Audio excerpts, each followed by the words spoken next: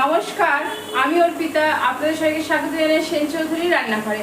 আজ আমি আপনাদের সঙ্গে শেয়ার করব কুঁদরি ভাজা। একটু অন্যরকমভাবে ভাজবো। ভিডিওটা স্কিপ না করে প্রথম থেকে শেষ পর্যন্ত দেখতে থাকুন। আশা করি আপনাদের খুবই ভালো লাগবে। চলো সরাসরি শুরু করা যাক। দেখুন, কুঁদরি ভাজার জন্য আমি এখানে কুঁদরি নিয়ে নিয়েছি। আমি কিন্তু কুঁদরিটা একটু অন্যরকমভাবে ভাজবো। তো এখানে প্রথমে আমি কুঁদরিগুলো খুব পরিষ্কার করে জলে ধুয়ে তারপর এখানে কুঁদরিগুলো নিয়ে নিয়েছি। এবার আমি এখান থেকে কুঁদরিগুলো কেটে নেব। দেখুন, প্রথমে সামনের অংশটা কেটে নিলাম, পেছনের অংশটা কেটে নিলাম। এবার কুঁদরিটাকে আমি মাছ বরাবর এইভাবে কেটে নিয়ে লম্বা লম্বা পিস করে নেব। আপনারা চাইলে গোল গোল পিসও করতে পারেন, আমি লম্বা লম্বা পিস করে নিলাম। এইভাবে আমি সমস্ত কুঁদরিগুলো কিন্তু প্রথমে কেটে নেব। আমি প্রথমে সমস্ত কুঁদরিগুলো কেটে নিই, তারপর আবার আপনাদের সঙ্গে আমার কথা হচ্ছে।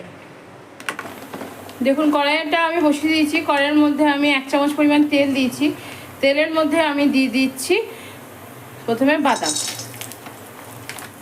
দেখুন, বাদামটাকে আমি ভালো করে ভেজে নেব। বাদামটা ভাজার সাথে সাথে আমি এখানে দিয়ে দিচ্ছি বেশ কয়েক কোয়া রসুন। এখানে প্রায় 10-12 কোয়া রসুন আছে। দেখুন, রসুন আর বাদামটা আমার প্রায় ভাজা ভাজা হয়ে এসছে। এই সময় দিয়ে দিচ্ছি একটা লঙ্কা। সমস্ত কিছু আমার ভাজা হয়ে গেছে। এবার আমি এটা একটা বাটিতে তুলে রাখছি।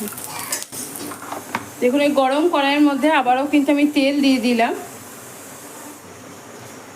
দেখুন, এবার এই তেলের মধ্যে আমি প্রথমে কুঁদরিগুলো দিয়ে দিচ্ছি। দেখুন, তেলের মধ্যে কুঁদরিটা দিয়ে আমি এখানে দিয়ে দিচ্ছি পরিমাণ মতো নুন। দেখুন, কুঁদরিটা একটু ঢাকা দিয়ে দিলাম যাতে তাড়াতাড়ি হয়ে যায়। দেখুন, এটা অনেকক্ষণ আমি ঢাকা দিয়ে মিডিয়াম হিটে রেখেছিলাম। এবার ঢাকাটা খুলে নিলাম আর ঢাকাটা দিয়ে আবার একবার আমি নেড়ে দেবো। দেখুন, কুঁদরিটা আমার 60% মতো ভাজা হয়ে গেছে। এবার এই কুঁদরিটা একটা জায়গায় তুলে রাখছি। আমি কিন্তু ওই কড়াইয়ের মধ্যে 1/2 চামচের থেকেও কম একটু তেল দিলাম। দেখুন, তেল দিয়ে আমি এখানে দিয়ে দিচ্ছি সর্ষে ফোড়ন। গ্যাসের ফ্লেমটা কিন্তু লো করে দিতে হবে একদম। দিয়ে দিচ্ছি আমি এখানে জিরে ফোড়ন আর দেবো একটু কালো জিরে ফোড়ন। বর্ষাকালে সবজিতে একটু চেষ্টা করবেন কালো জিরে দেওয়ার।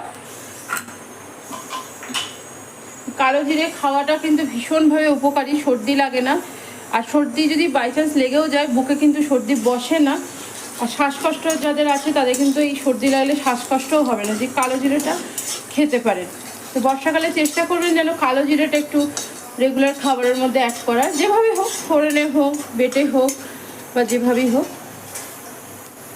দেখুন, এবার এর মধ্যে আমি দিয়ে দিচ্ছি কুচি কুচি করে কেটে রাখা একটা ছোট্ট পেঁয়াজ। দেখুন, দিয়ে দিচ্ছি কারি পাতা। দেখুন, এবার দিয়ে দিচ্ছি আমি এখানে একটু হলুদ গুঁড়ো, কাশ্মীরি লঙ্কার গুঁড়ো। যদি আপনারা ঝাল লঙ্কার গুঁড়ো খান তাহলে কিন্তু এই সময় একটু ঝাল লঙ্কার গুঁড়োও দিতে পারেন। আমি কিন্তু ঝাল লঙ্কার গুঁড়ো ব্যবহার করলাম না, যেহেতু আমার মেয়ে ঝাল খেতে চায় না। দেখুন, হলুদ আর কাশ্মীরি লঙ্কার গুঁড়ো দিয়ে কিন্তু আমি একটু নেড়ে দিলাম। নেড়ে দিয়ে এবার এর মধ্যে আমি কুঁদরিটা আবার ঢেলে দিলাম। আপনারা হয়তো ভাবছেন একবারে ফোড়ন দিয়ে বসালে কি হতো। একবারে ফোড়ন দিয়ে বসালে আপনার এই যে ক্রাঞ্চি রেসটা পুরো কেটে যেত, কারণ কুঁদরি থেকে জল বেরোতো নুন দিলেই। আর পেঁয়াজের যে একটা ক্রাঞ্চি রেস আছে, পেঁয়াজটা কিন্তু আমি খুব ভালো করে কিন্তু ভাজিনি, আপনারা খেয়াল করলেন। একটু হালকা নেড়ে নিয়ে আমি সমস্ত কিছু অ্যাড করে দিয়েছি।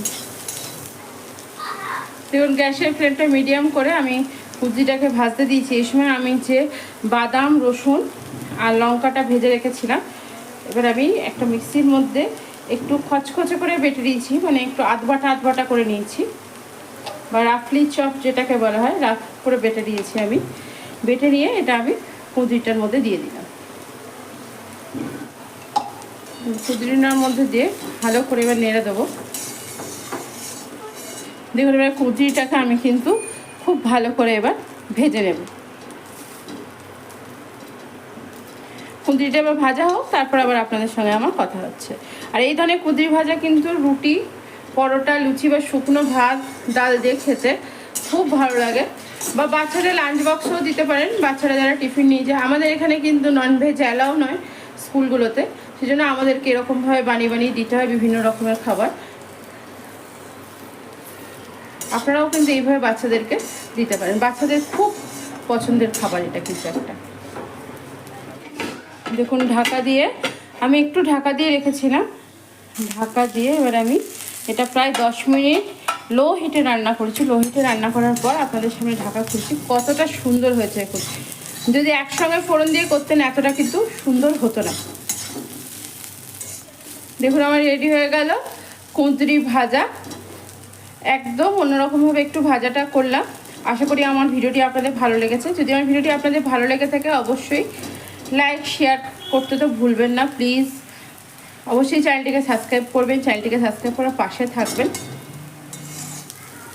দেখুন একদম হাই ফ্লেমে কিন্তু আমি আবারও এই 1.5-2 মিনিট একটু ভেজে নিলাম। এবার গ্যাসের ফ্লেমটা অফ করে দেবো। অফ করে দিয়ে আমি এটা একটা প্লেটে তুলে নেব।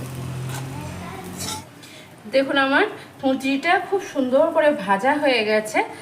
আশা করি আপনাদের ভালো লেগেছে কুঁদরি ভাজাটা। তো আজ এখানেই, আবার আপনাদের সঙ্গে দেখা হবে। অবশ্যই কিন্তু জানাবেন আপনাদের কেমন লাগলো আমার কুঁদরি ভাজাটা। আর এর মধ্যে কিন্তু কোনোভাবে ওপর থেকে কিছুতে পরিবেশন করবেন না। এটা এমনিই দেখতে ভীষণ সুন্দর এবং খেতে তো অপূর্ব লাগে। একবার আমাকে বিশ্বাস করে অবশ্যই বানিয়ে দেবেন।